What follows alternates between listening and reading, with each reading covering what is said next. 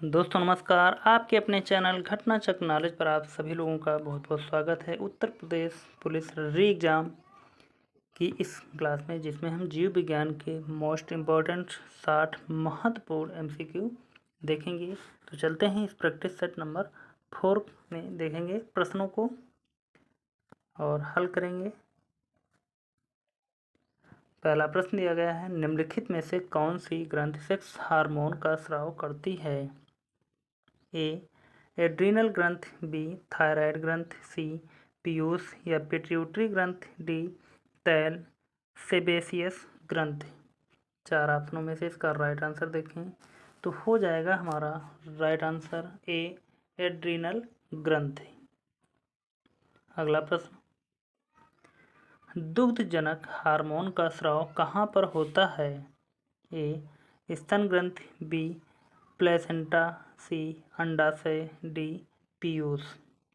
तो दुग्धजनक हार्मोन का स्राव कहाँ पर होता है? तो राइट आंसर हो जाएगा डी पीयूष में। अगला प्रश्न, पीयूष ग्रंथि शरीर में किस स्थान पर स्थित है? ए हृदय के आधार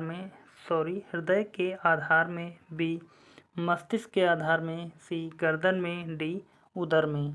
4 ऑप्शन यहाँ पर, चारों ऑप्शनों में से इसका राइट आंसर होगा बी मस्तिष्क के आधार में, यानी कि खोपड़ी में मस्तिष्क के आधार पर होती है।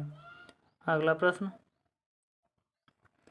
निम्नलिखित में से कौन सी ग्रंथि वृद्धि हार्मोन का रिसाव करती है? ए अधिवृक्क, बी पीयूष ग्रंथि, सी जनन ग्रंथि, डी अग्नाशय ग्रंथि।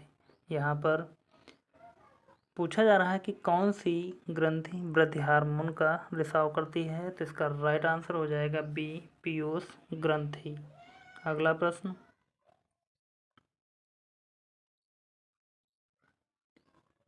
निम्नलिखित में से वह ग्रंथि कौन सी है जो शरीर का ताप स्थायी रखती है? 4 ऑप्शन है, ए पीनियल ग्रंथि, बी पीयूष ग्रंथि, सी आवर्त ग्रंथि, डी हाइपोथैलेमस ग्रंथि।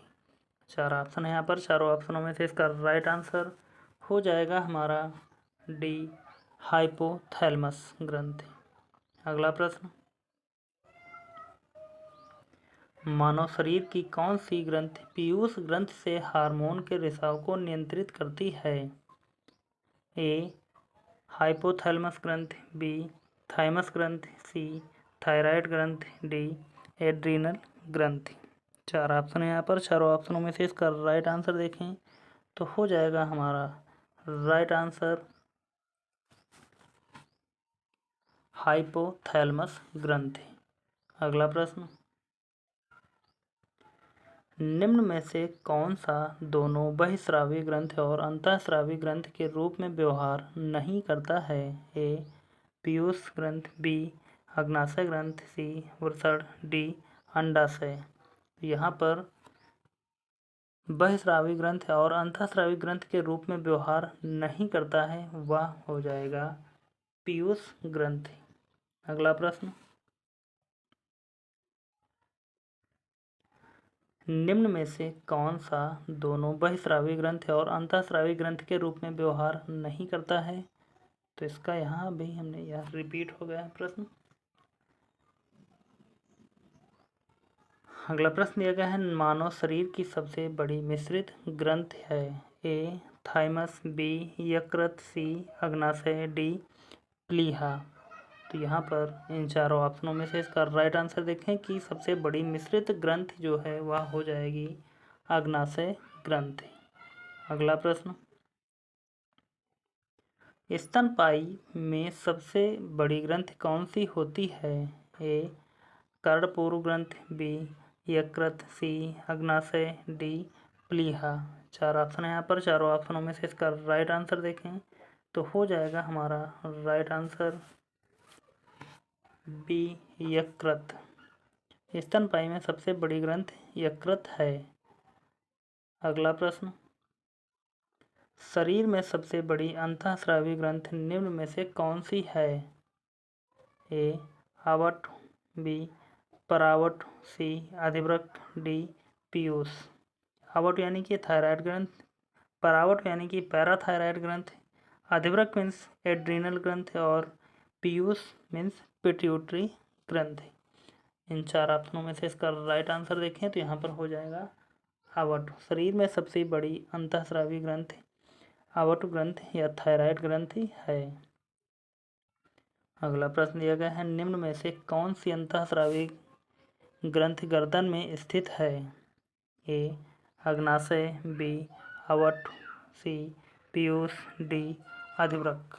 4 ऑप्शन यहाँ पर, चारों ऑप्शनों में से इसका राइट आंसर हो जाएगा हमारा बी आवट ग्रंथि।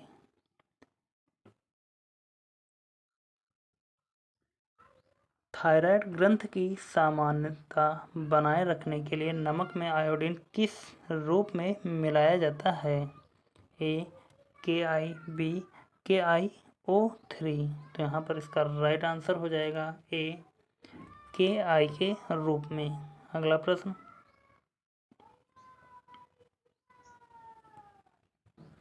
जब कोई एकल जीन एक से अधिक लक्षण की अभिव्यक्ति नियंत्रित करता है तो इसको किस प्रकार कहा जाता है?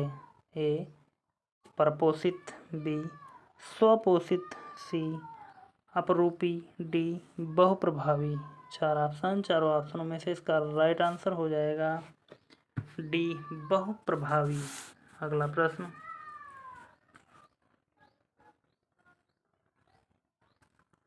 इंसुलिन का आविष्कार किसने किया? एफ बेटिंग ने, बी एडवर्ड जेनर ने, सी रोनाल्ड रॉस ने, डी SA वैक्समैन ने। तो यहाँ पर इंसुलिन का जो आविष्कार किया था वह वैज्ञानिक थे एफ बेटिंग ने। अगला प्रश्न, निम्नलिखित में से किन कोशिकाओं से इंसुलिन का रिसाव होता है? ए अल्फा कोशिकाएं, बी बीटा कोशिकाएं, सी गामा कोशिकाएं, डी तंत्रिका कोशिकाएं। यहाँ पर इसका राइट आंसर देखें तो हो जाएगा हमारा बीटा कोशिकाएं। अगला प्रश्न, इंसुलिन डैश डैश में सक्रिय होते हैं? ए अग्नाशय, बी पैराथायराइड। इन दोनों ऑप्शनों में से इंसुलिन अग्नाशय में सक्रिय होते हैं, ए वाला राइट आंसर हो जाएगा। आगे बढ़ते हैं और देखते हैं अगला प्रश्न, निम्नलिखित में से कौन सी ग्रंथ इंसुलिन बनाती है? ए तिल्ली, बी यकृत, सी अग्नाशय, डी पीयूष ग्रंथि। यहाँ पर जो ग्रंथ इंसुलिन बनाती है उसे कहते हैं अग्नाशय ग्रंथि। अगला प्रश्न देखते हैं, हार्मोन के रूप में कार्य करने वाले प्रोटीन का उदाहरण बताइए। ए ट्रिप्सिन, बी ऑक्सीटोसिन, सी केराटिन, डी केसीन। 4 ऑप्शन यहाँ पर, चारों ऑप्शनों में से इसका राइट आंसर देखें तो हो जाएगा हमारा राइट आंसर बी ऑक्सीटोसिन। अगला प्रश्न,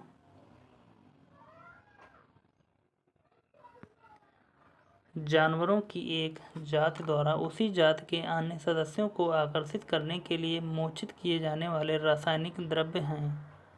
ए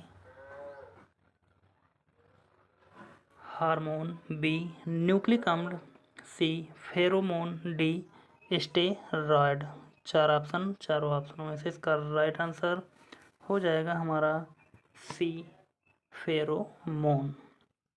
जानवरों की एक जात द्वारा उसी जात के अन्य सदस्यों को आकर्षित करने के लिए मोचित किए जाने वाले रासायनिक द्रव्य हैं, जैसे कि आप लोगों ने चींटी या चींटे जो जाते हैं एक ही लाइन में चलते रहते, तो जो आगे वाला सबसे होता है वह एक प्रकार का हार्मोन छोड़ता चलता है और उसी के पीछे एक दूसरे के पीछे लाइन लगाते हुए चलते रहते हैं, तो वही हार्मोन होता है, फेरोमोन जिसका नाम है। आगे बढ़ते हैं और देखते हैं अगले प्रश्न की तरफ, मानव शरीर में कौन सी ग्रंथि ऐसी है जिसका संबंध शरीर की उत्तेजना से है? ए आवट ग्रंथ, बी अग्नाशय ग्रंथ, सी अधिवृक्क ग्रंथ, डी पीयूष ग्रंथ। 4 ऑप्शन यहाँ पर, चारों ऑप्शनों में से इसका राइट आंसर सी अधिवृक्क ग्रंथ है। अगला प्रश्न, उत्तेजना के समय निम्न में से कौन सा हार्मोन अधिक मात्रा में उत्सर्जित होता है? ए कार्टिसोन, बी सीरोटोनिन, सी एड्रिनल, डी एस्ट्रोजन। 4 ऑप्शन यहाँ पर, उत्तेजना के समय निम्न में से कौन सा हार्मोन अधिक मात्रा में उत्सर्जित होता है? तो इसका राइट आंसर हो जाएगा एड्रिनल। अगला प्रश्न,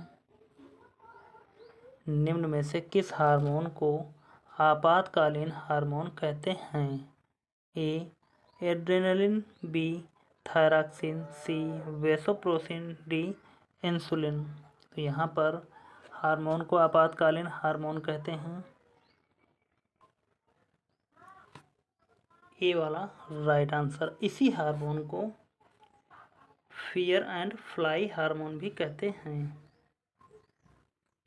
नंबर 1 फियर एंड फ्लाई। आगे बढ़ते हैं और देखते हैं अगला प्रश्न, निम्नलिखित में से अधिवृक्क रस यानी कि एड्रेनल को हम किस श्रेणी में रख सकते हैं? ए हार्मोन, बी एंजाइम, सी प्रोटीन, डी वसा। 4 ऑप्शन यहाँ पर, चारों ऑप्शनों में से इसका राइट आंसर हो जाएगा हार्मोन की श्रेणी में रखते हैं एड्रेनल हार्मोन को या अधिवृक्क रस को। अगला प्रश्न है, यह नर लिंग हार्मोन है कौन सा? ए प्रोजेस्टेरॉन, बी एस्ट्रोजन, सी टेस्टोस्टेरोन, डी इंसुलिन। तो यहाँ पर जो नर हार्मोन है तो इसका राइट आंसर होगा टेस्टोस्टेरोन। अगला प्रश्न, एस्ट्रोजन फीमेल का हार्मोन है। अगला प्रश्न, कार्पस लुटियस क्या स्रावित करता है?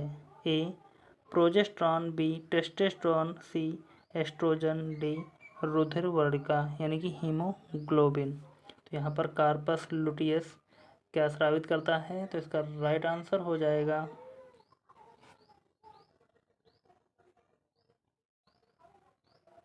प्रोजेस्टेरॉन। अगला प्रश्न, वृद्धिकर हार्मोन बनाया जाता है ए आवट ग्रंथि द्वारा, बी पीयूष ग्रंथि द्वारा, सी जनन ग्रंथि यानी कि गोनड द्वारा, डी हड्डियों द्वारा। 4 ऑप्शनों में से इसका राइट आंसर देखें तो हो जाएगा हमारा राइट आंसर पीयूष ग्रंथि द्वारा वृद्धिकर हार्मोन बनाया जाता है। अगला प्रश्न, ग्रेव का रोग किस कारण से होता है? ए थाइमस की अतिसक्रियता से, बी थायराइड की अतिसक्रियता से, सी थाइमस की अल्प सक्रियता से, डी थायराइड की अल्प सक्रियता से। 4 ऑप्शन यहाँ पर, ग्रेव का रोग किस कारण से होगा? तो यहाँ पर थायराइड की अति सक्रियता से। अगला प्रश्न देखते हैं, आमाशय ग्रंथियों की पेप्सिन स्रावी कोशिकाएं हैं। ए अम्ल कोशिकाएं, बी भित्ति कोशिकाएं, सी मुख्य कोशिकाएं, डी कलश कोशिकाएं। तो यहाँ पर इसका राइट आंसर देखें तो हो जाएगा हमारा राइट आंसर सी मुख्य कोशिकाएं। अगला प्रश्न, स्तनपायियों में स्वेद ग्रंथियां मूलतः संबंधित हैं। ए अतिरिक्त लवणों के निकालने से, बी नाइट्रोजनी अपशिष्टों के उत्सर्जन से, सी ताप नियमन से, डी यौन आकर्षण से। यहाँ पर स्तनपायियों में स्वेद ग्रंथियाँ मूलतः संबंधित हैं तो हो जाएगा ताप नियमन से। अगला प्रश्न देखते हैं,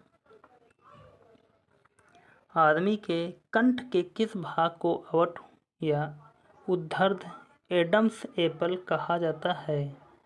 ए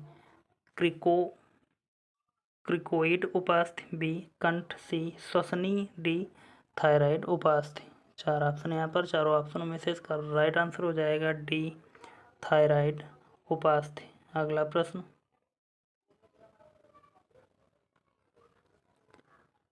एक मासिक धर्म चक्र के दौरान सामान्यतः निःसृत अंडों की संख्या कितनी होती है? ए 3, बी 2, सी 1, डी 4। तो यहाँ पर इसका राइट आंसर देखें तो हो जाएगा हमारा राइट आंसर सी 1। अगला प्रश्न, घेंघा निम्नलिखित में से किसकी कमी के कारण होता है? ए लोहा, B sodium, C potassium, D iodine. इन 4 ऑप्शनों में से इसका राइट आंसर हो जाएगा डी आयोडीन। अगला प्रश्न, आयोडीन की कमी के कारण क्या होता है? ए अवट अतिक्रियता यानी कि हाइपरथायरायडिज्म, बी घोंघा, सी गिजेट, डी मधुमेह। तो यहाँ पर आयोडीन की कमी से जो रोग होगा वह हो जाएगा घेंघा रोग, जो गले में होता है। अगला प्रश्न, आयोडीन युक्त नमक लाभकारी होता है? ए रक्तचाप कम करने के लिए, बी निर्जलीकरण को रोकने के लिए, सी थायराइड यानी कि अवट ग्रंथि के काम के लिए, सी डी सैलिवरी ग्लैंड यानी कि लार ग्रंथि के लिए। तो यहाँ पर इसका राइट आंसर हो जाएगा थायराइड यानी कि अवट ग्रंथि के काम के लिए। अगला प्रश्न, मानव त्वचा को रंग देने वाला वर्णक है? ए मेलेनिन, बी रोडाप्सिन, सी आइडप्सिन, डी एंथ्रोसाइनिन। 4 ऑप्शन यहाँ पर, चारों ऑप्शनों में से इसका राइट आंसर देखें तो हो जाएगा हमारा राइट आंसर ए मेलेनिन। अगला प्रश्न,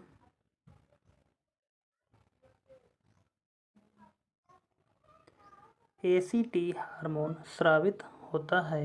ए अधिवृक्क वल्कट से, बी अधिवृक्क अंतस्थता से, सी पीयूष ग्रंथि से, डी पीनियल काय से। इन 4 ऑप्शनों में से इसका राइट आंसर देखें तो हो जाएगा हमारा राइट आंसर सी पीयूष ग्रंथि से। अगला प्रश्न, डायबिटीज मेटिलस किस हार्मोन के कम बनने से होती है? ए इंसुलिन, बी ग्लूकोगान, सी थायरॉक्सिन, डी एक्स डाइसोन। 4 ऑप्शन है यहाँ पर, चारों ऑप्शनों में से इसका राइट आंसर हो जाएगा इंसुलिन के कम बनने से डायबिटीज या मेलिटस हार्मोन होता है या डायबिटीज हो जाता है। आगे बढ़ते हैं, यहाँ पर एक नए चैप्टर के तंत्रिका तंत्र से संबंधित प्रश्न देखते हैं। तो पहला प्रश्न दिया गया है, तंत्रिका कोशिका मानव शरीर के किस तंत्र का हिस्सा है? ए परिसंचरण तंत्र, बी उत्सर्जन तंत्र, सी जनन तंत्र, डी तंत्रिका तंत्र। इन 4 ऑप्शनों में से इसका राइट आंसर देखें तो हो जाएगा हमारा राइट आंसर डी तंत्रिका तंत्र। अगला प्रश्न, न्यूरॉन क्या है? ए ऊर्जा की आधारभूत इकाई, बी रेडियोधर्मिता के दौरान निर्मित कण, सी न्यूट्रॉन के प्रतिकण, डी तंत्रिका तंत्र की आधारभूत इकाई। इन 4 ऑप्शनों में से इसका राइट आंसर देखें तो हो जाएगा हमारा डी तंत्रिका तंत्र की आधारभूत इकाई। अगला प्रश्न देखते हैं, मनुष्य का मस्तिष्क कितने भागों में विभाजित है? ए 2, बी 3, सी 4, डी 5। तो मनुष्य का मस्तिष्क कितने भागों में विभाजित है? तो यह हो जाएगा 3 भागों में विभाजित है। अगला प्रश्न, मानव मस्तिष्क का कौन सा अंग निगैलिन या निगलने और उगलने का नियामक केंद्र है? ए अनुमस्तिष्क, बी प्रमस्तिष्क, सी मेडुला ऑब्लांगेटा, डी पोन्स। यहाँ पर मानव मस्तिष्क का कौन सा अंग निगलने और उगलने के लिए नियामक केंद्र है? तो वह हो जाएगा मेडुला ऑब्लांगेटा। अगला प्रश्न, श्वसन का नियंत्रण मस्तिष्क के किस भाग से किया जाता है? ए घ्राणपाल, बी मेडुला ऑब्लांगेटा, सी अधश्चेतक, डी अनुमस्तिष्क। इन चार ऑप्शनों में से यहाँ पर इसका राइट आंसर होगा मेडुला ऑब्लांगेटा।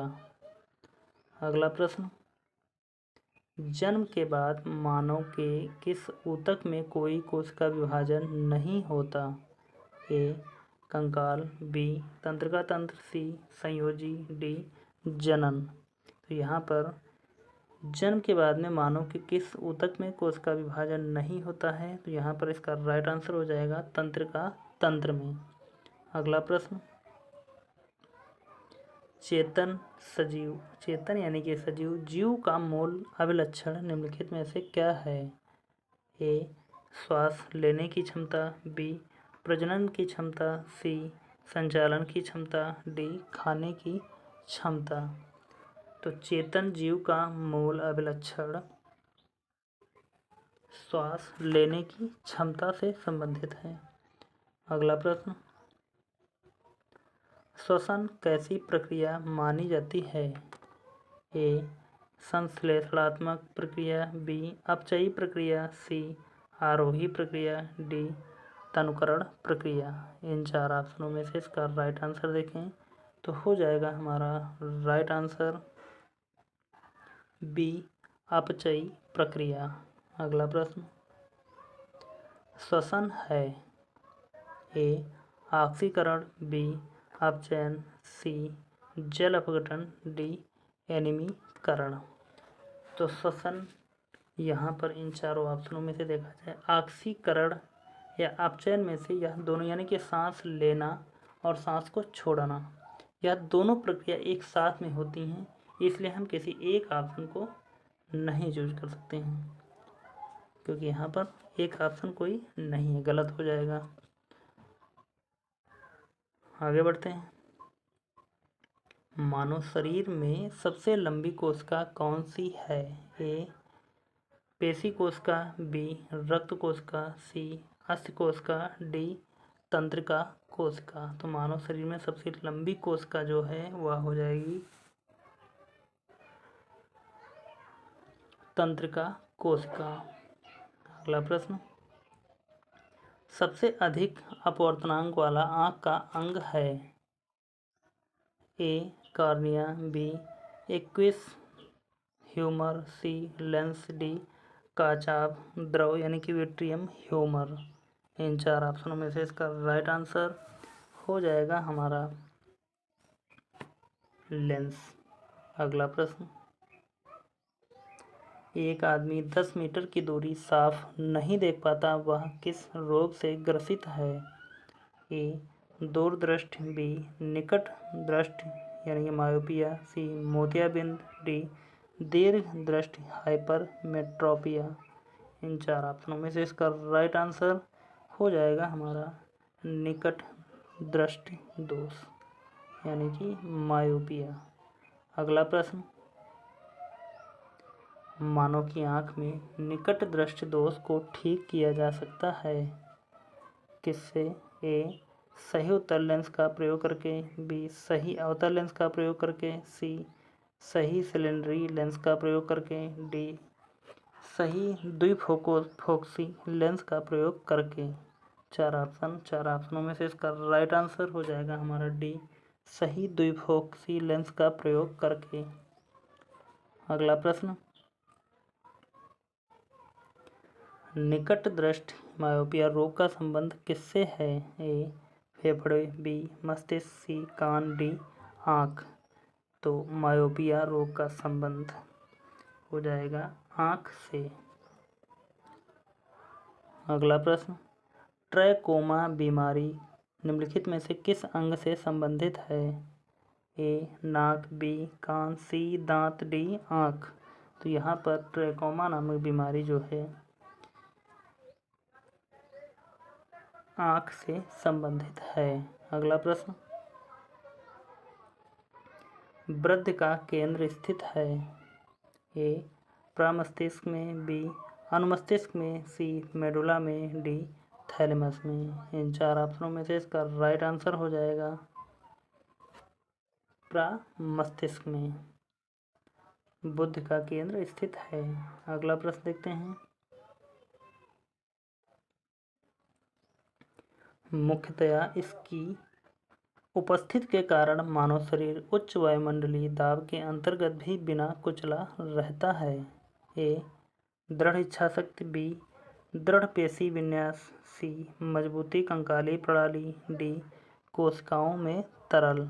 4 ऑप्शन यहाँ पर, चारों ऑप्शनों में से इसका राइट आंसर हो जाएगा हमारा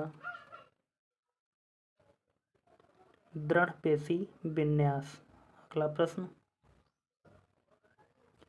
जब कोई व्यक्ति रोता है तो इसके सक्रियण के कारण नाक से जल विसर्जन होता है। ए थायराइड ग्रंथि, बी अंतःस्रावी ग्रंथि, सी लार ग्रंथि, डी अश्रुकारी ग्रंथि। इन 4 ऑप्शनों में से इसका राइट आंसर हो जाएगा हमारा अश्रुकारी ग्रंथि, डी वाला राइट आंसर। आगे बढ़ते हैं, अगला प्रश्न देखते हैं, वर्णांध व्यक्ति है। ए दूर की चीज़ें नहीं देख पाता, बी काला रंग नहीं देख पाता, सी कुछ रंगों के बीच भेद नहीं कर पाता, डी को दृष्टि निर्बंध नहीं होता है। तो वर्णांध व्यक्ति को दृष्टि निर्बंध नहीं होता है। इन 4 ऑप्शनों में से इसका राइट आंसर हो जाएगा हमारा सी, कुछ रंगों के बीच भेद नहीं कर पाता है वर्णांध व्यक्ति।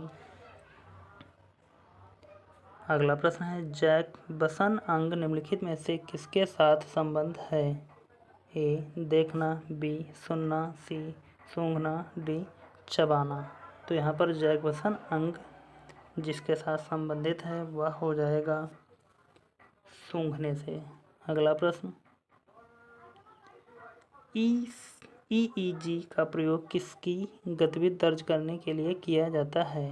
ए हृदय, बी फेफड़े, सी मस्तिष्क, डी मांसपेशियाँ।